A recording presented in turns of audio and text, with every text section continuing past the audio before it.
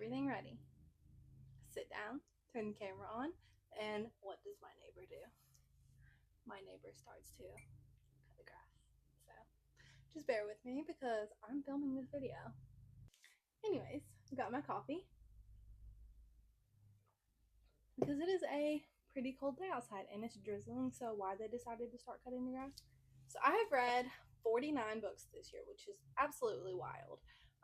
But we're going to talk about the ones that I have rated 5 stars out of those 47, and there is only 8, which I didn't realize I was that stingy with my 5 stars. So I guess that tells you how good these are. Now, it's been a really good reading year, and a lot of them have been fours and a half. But these, fours and a half, 4.5.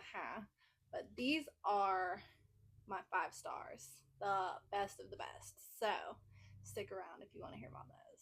My very first 5-star read of the year was Variation by Rebecca Yarros. This was a book club pick for our in-person book club, and I had never read a Rebecca Yarros contemporary romance, and they are so good. If you have not checked out one of her contemporary romances and you've just read Fourth Wing and Iron Flame and Onyx Storm, I highly recommend you check out one of her contemporary romances. Variation is Allie and Hudson.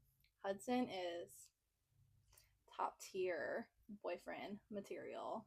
He is one of my top 10 book boyfriends from romance. Allie is a prima ballerina and Hudson is a swimmer in the Coast Guard, a rescue swimmer. So it's a little bit different than your typical contemporary romance, which is so fun. And you know, Rebecca Yarros always throws some Easter eggs and some plot twists and just makes it a really good time. And Allie's mom is the devil. Basically, this book is about how they were childhood best friends because they all went on vacation at this lake. Well, Allie's family went on vacation at the lake where Hudson's family lived.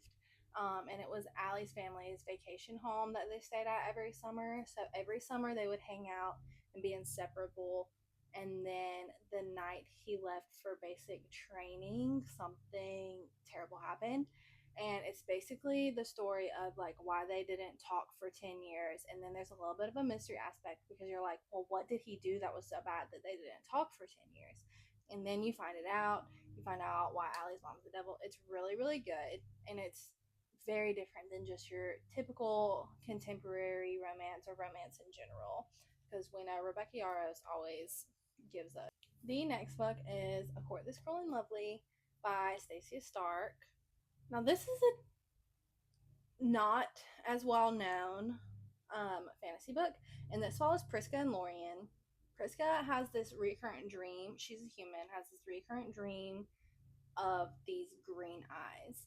And where Priska lives is a very poor town, and when you're born, a few days after you're born, your parents give back some of your power to the land. And when you come of age, you get some of that power back. So basically, the higher ups use this power to protect you from the mean Fae. Well, it comes to find out, the Fae are not as mean as they are told, and it's the humans who are corrupt. Surprise there. So, Priska's mom did not give her power to the lands, and so it's found out that she still has her power and it was never given up. So she has to run, and who else finds her but the green eyes that she has been dreaming about, but he leaves her for dead. It's about how she has to travel with the mercenaries and help them make it to the city, but they have to teach her how to wield the power that she has because no one has taught her how to do that. And it's such a fun story. I absolutely love Lorien in this book. He is one of my favorites. Also, for my girls who love Throne of Glass, this story has a very similar vibe as Throne of Glass. So, then we have First Time Caller. I absolutely adore BK Borson. I've read the whole first series that she wrote, and this was by far my favorite book that she's ever written. It's about Lucy and Aiden. I love Aiden. If you love Luke Dane from Gilmore Girls, then you are going to love Aiden. I know this book was written based off like Schitt's Creek vibes, but I've never seen that. So this book gives me Gilmore Girl vibes, but in the best way. Like, absolutely love it. Lucy is a single mom, but she is a mechanic, which I find so fun because you don't ever find female mechanics. Um, but her daughter calls into this radio show that Aiden hosts and asks about finding her mom love. So Aiden and Lucy make it like a segment on his dating show where she has people call in and she tries to date them and stuff. It is so fun. Obviously, Aiden and Lucy find their way to each other. And I am so excited about the next book that is coming out in this series because it has to do with the weatherman who is in here that also works at the radio show. And it's just a fun read. And it's so different than your typical romance, which is why I think that I loved it so much. Because, I mean, there's a radio show host, the female is a mechanic, she's a single mom, she's still best friends with the daughter's dad. Like, it's just so fun. Then I read Metal Slinger. If you have not read this book yet, please move it up on your list. It was one of my, I think, top 2 of the year so far. It's just very different and very easy to read. So if you're not super into fantasy, this is a great beginner fantasy. It follows Jovi and Acker, but also Kai is so it's you just have to read it, okay? You just have to read it. But basically, there is a lost princess who lives on this island with Kai and his family. And she has to, she trains with the military so that way she can make it to the lands one day.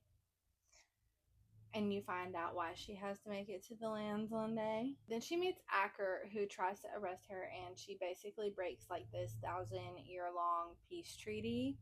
And Acker comes to get her to bring her back to the lands. And anyway, there's just this plot twist at the end when you read it, and you're like, I would have never ever seen that coming. But then when you read it, you're like, oh my gosh, I should have seen that coming. Like, everything clicks all at one time, and you're like, oh my gosh, that was genius. We actually just did a podcast about this book where we deep dive into it, and I will link the YouTube video to that down below. It was so good. I cannot wait for the next book to come out. It's Light Wielder, and I'm just so ready to read it because I need to know what happens after that plot twist. So next we have the Book of Azrael.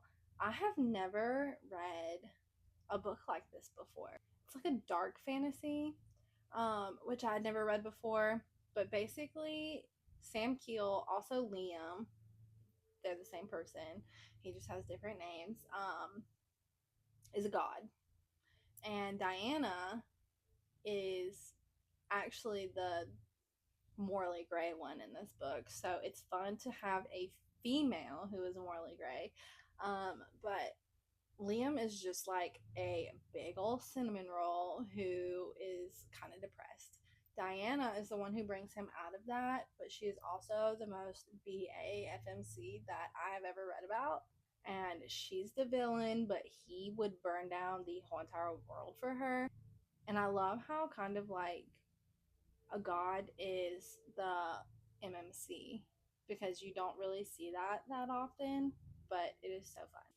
Then I entered my Catherine Cowles era, and I'm obsessed with Catherine Cowles. I read the whole entire series in a week. This is book 4, and all of the books are interconnected standalone, so you can read them individually or you can read the whole entire series.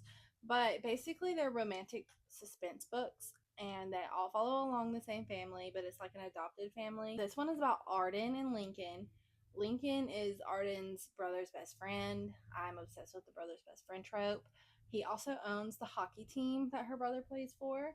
And when they first meet, she holds a knife to his throat because he tried to sneak up on her. And as you can tell, it's going to be like a super fun romance from there. But it's so fun because I love these books. They keep your attention much more than a typical rom-com because of the thriller aspect. And they both have like a secret past. And the ending to this one absolutely blew my mind because I would have never in a million years seen it coming. So she has a way of keeping you on your toes in her books. And the next book is One True Loves by Taylor Jenkins Reid. This was my first Taylor Jenkins Reid, and it was in my TBR jar from our. Every time we do a book club podcast, we pull a book from a TBR jar and also read that. And the books that are in there are books that like Mackenzie and Katerina have picked for me.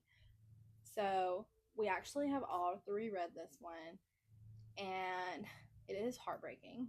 It is a very sad book. It's not like your typical happy romance, because she gets married, and then on their 1 year anniversary, her husband gets lost in a plane crash, and they never found the body. So about 3 years later, she gets engaged again to her childhood best friend, and so it's sad because as soon as they get like engaged, the first husband calls her and is like, I've been waiting for you. I got off the island for you. And she's like, but I'm a different person now. So it's kind of like, and all of that happens within like the first 3 chapters. So I'm not giving anything away. It is a wild book. And it's kind of like a battle of like, what do I want? Who do I choose? Who I was before, who I am now. And it's so sad and heartbreaking, but it is such a good book. And I also listened to it on audio, and I don't typically do audios, but I listened to it in a day because I could not stop listening to it. The narrator was great, and it was a fast, I think it was like 8 or 9 hours. So it was a pretty short audiobook. The next book is my favorite book that I have read this year so far, and it is Shield of Sparrows. I was really scared to read this. We got sent an ARC copy of this. I was really scared to read this because I had read I don't remember the name of it, but it was one of her romance books by Daphne Perry, and I did not like it. So when we got this, I was like, do I give it another chance? I don't know if I should read this because I didn't like the way she wrote in her romance books. I'm so happy I gave this a chance because I am obsessed with this book, and I will scream it to anybody who will listen that they need to read Shield of Sparrows. So this book is about Odessa, who is kind of like the forgotten princess, and her sister is the one being trained up for the arranged marriage that has happened, so she's going to be the sparrow. But whenever the time comes, she's not the one chosen. Odessa is. And it is a fun arranged marriage. It is a true enemies to lovers. And there's kind of like a plot twist. There is multiple plot twists in this book, and they kind of sprinkle them throughout the book, which I really like. I don't like to read the whole entire book, especially when it's one like this big and there just be like one huge plot twist at the end. I kind of like it when they're sprinkled in a little bit. It is a major slow burn. So if you're one of those who doesn't really like a whole lot of spice in your books and like your romance books or fantasy books, this was a really good one for you because it's maybe one chili pepper on the spice total. I need the next book in this series. Like, I need air. Like, I need to know what happens because there, like I said, there is a bunch of plot twists, but there's one major one at the end.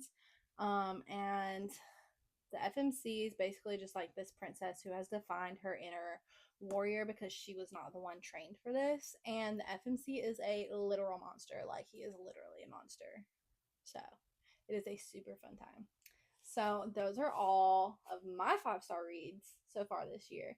And I want you to comment down below one of your 5-star reads this year so I can read it because I still have 6 months to read books.